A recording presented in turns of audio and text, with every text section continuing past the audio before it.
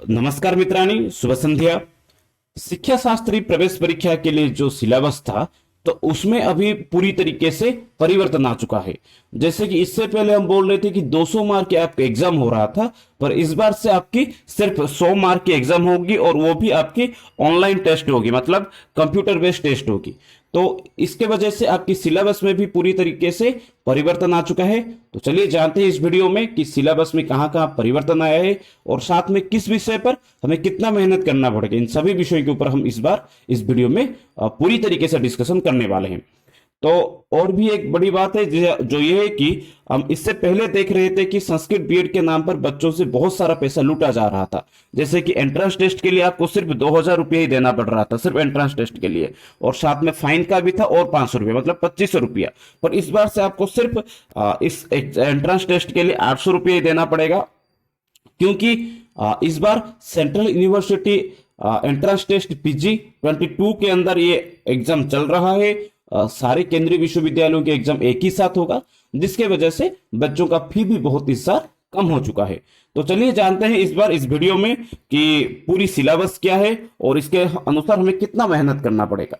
अगर आप बीएड के लिए, संस्कृत बीएड के लिए इस बार एंट्रेंस एग्जाम दे रहे हैं तो आप हमारे चैनल विजिट कर सकते हैं, जहां से आपको पूरी तरीके से फ्री से आपको फ्री स्टडी मटेरियल मिलेगी और साथ में आपकी ऑनलाइन क्लास भी मिलेगी और साथ में जो 300 से ज्यादा आपकी एमसीक्यू टेस्ट भी आपको यहाँ पर मिलेगी, जिसके वजह से आप पहली बार में ही आपके जो संस्कृत बीएड की है वो आप पाते हैं।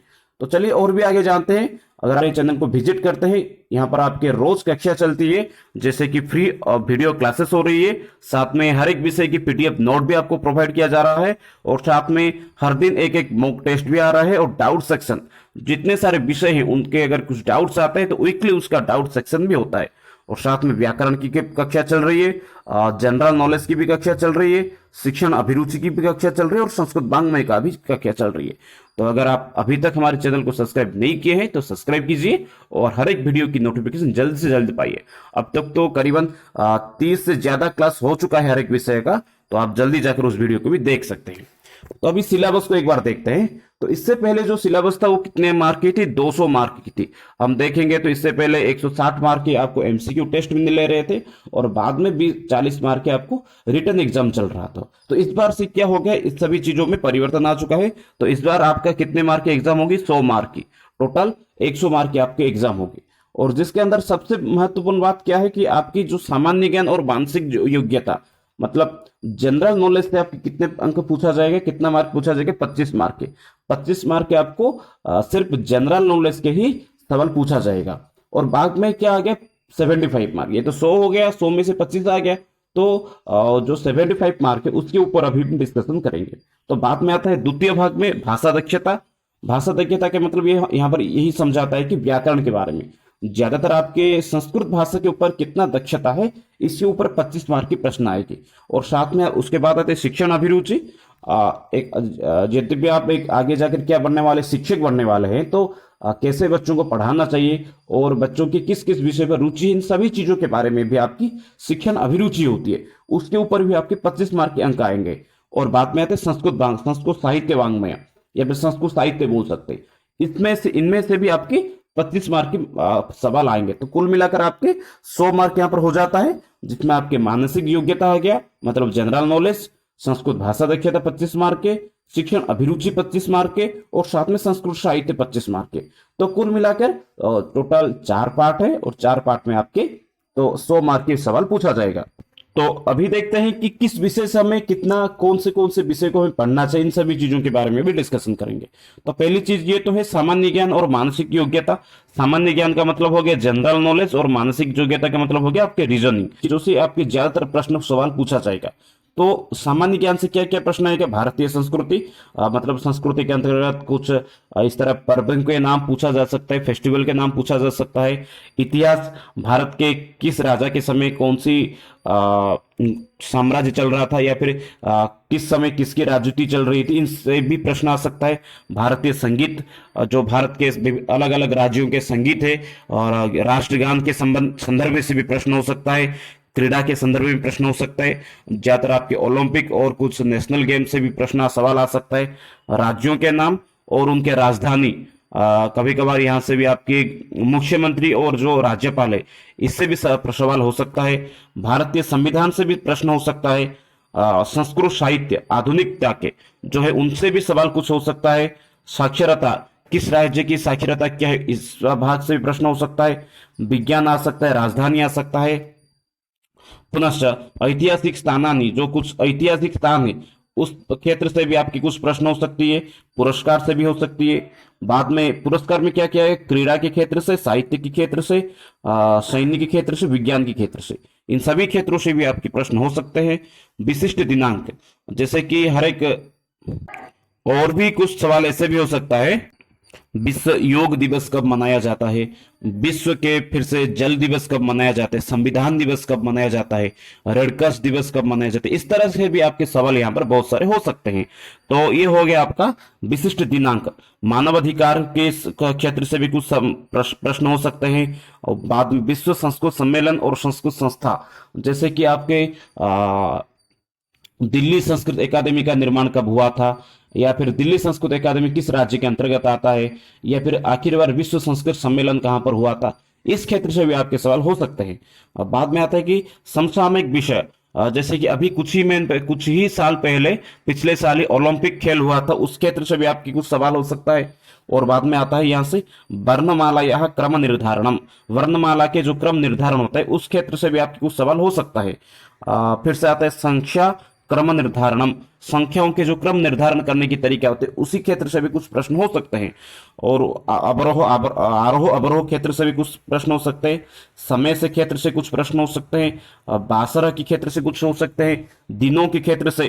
ये हो गया आपके कुछ इस तरह के सवाल जो रीजनिंग पार्ट से जैसे प्रश्न आते हैं उस क्षेत्र से ज्यादातर प्रश्न आपके यहाँ पर हो सकता है। अगर बात करेंगे तो हर एक क्षेत्र से एक एक प्रश्न आएगा। तो 25 क्षेत्र है तो 25 पार्ट से 25 अलग अलग विभाग से, जैसे कि भारतीय संस्कृति, इतिहास, संगीत, क्रीड़ा, राज्य, इन सभी क्षेत्र से एक एक प्रश्न अगर देखेंगे तो कम से कम 25 प्रश्न ऐसे ही हो ही जाते हैं। इसीलिए बहुत ही महत्वपूर्ण भाग होता है इस तरह के क्षेत्र, जहां से आपको ज्यादा से ज्यादा प्रश्न आता है। इसीलिए इस तरह के पाठ को ज्यादा ध्यान से देखें। तो आगे देखते हैं संस्कृत भाषा दक्षता, जो दूसरा पार्ट है। यहां से शब्द रूप से कुछ प्रश्न होगा, धातु रूप से कुछ प्रश्न होगा, संधि, समास, जैसे कि समास के अंतर्गत आ गया आपके अव्ययभाव समास आ गया, तत्पुरुष समास आ गया, द्वंद्व द्विगु से भी प्रश्न आएगा, कर्मधारय नंस तत्पुरुष समास आएगा, बहुब्रीहि समास से आएगा।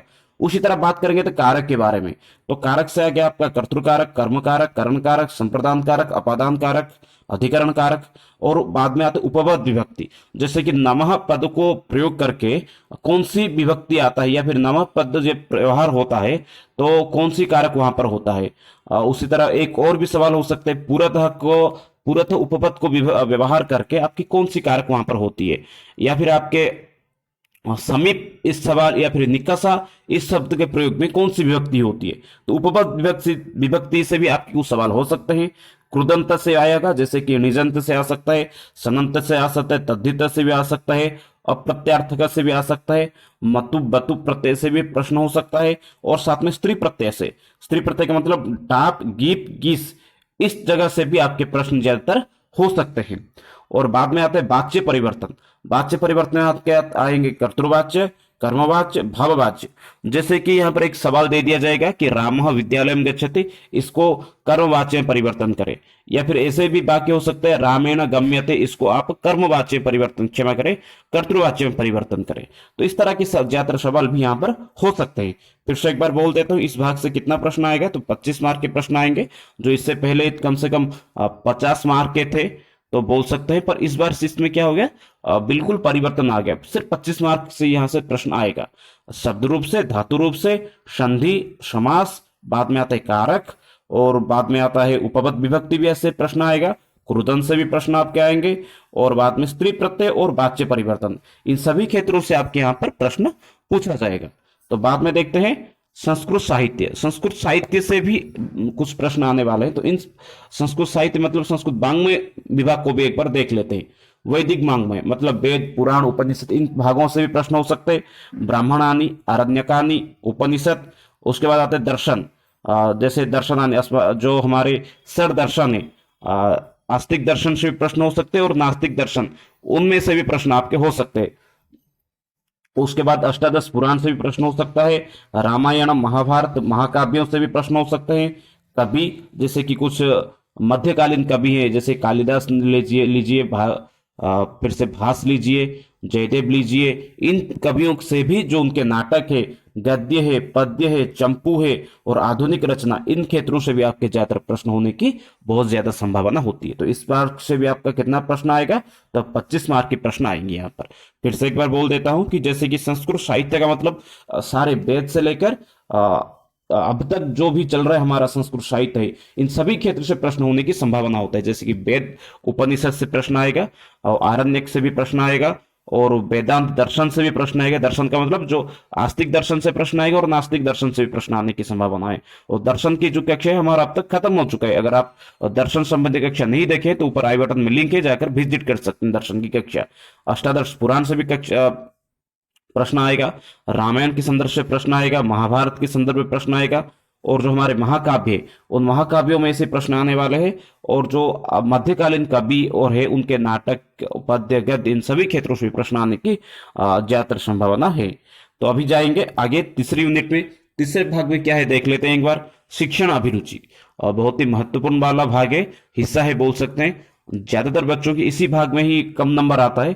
तो इस भाग से भी आपके कितना नंबर आएगा, 25 मार्क के सवाल आएंगे।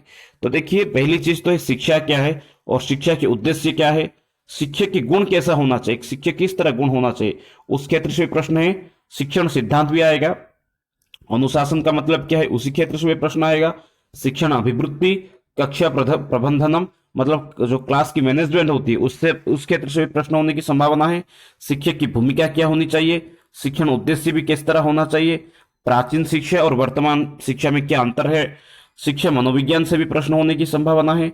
शिक्षा इतिहास है, शिक्षा दर्शन है, शिक्षा समाजशास्त्र है और समावेशी शिक्षा, इन सभी क्षेत्रों से प्रश्न आएगा। और आखिर में आता है राष्ट्रीय शिक्षा नीति, मतलब जो 1968 है, 1986 और 2020, इन तीनों क्षेत्रों से भी आपके यहाँ पर प्रश्न होने की ज्यादातर संभावना है।